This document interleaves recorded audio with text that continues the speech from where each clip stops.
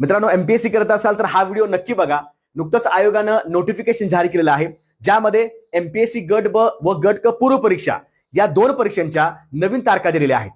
21 डिसेंबरला मतमोजणी होणार असल्या कारणानं आयोगानं हे पाऊल उचललेलं आहे, ज्यामध्ये जानेवारी मधल्या 4 जानेवारी आणि 11 जानेवारी अशा दोन तारखा आयोग निवडलेल्या आहेत. आपण थोडक्यात नोटिफिकेशनचा अर्थ घेऊया लक्षात मित्रांनो.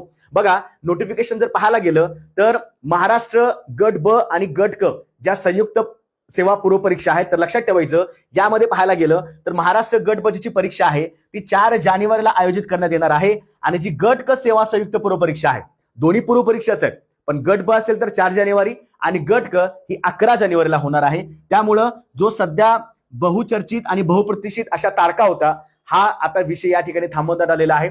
एमपीएससीने या सगळ्या चर्चांना एकदम विराम दिलेला आहे. आता आपलं काम आहे की जर 20-25 दिवस आयोगाने एक्झाम पुढे ढकलले असतील, नवीन तारखा दिल्या असतील, तर मात्र आता आपल्याला काही गोष्टी ज्या मिस आउट झाल्या असतील, ज्या गोष्टी आपण केल्या नसतील, मग ती उजळणी असेल, काही महत्वाच्या काही नोट्स काढणं असेल, किंवा अजून काही गोष्टी राहिल्या असतील, जीएसचे काही घटक असतील, तर असं तुम्ही वारंवार अभ्यास करून किंवा टेस्ट पेपर सुद्धा देऊ शकता. तर लक्षात ठेवायचंय की जरी 4 आणि 11 जानेवारीला परीक्षा होणार असतील, आपला मात्र कायमस्वरूपी अभ्यास सुरू पाहिजे. धन्यवाद.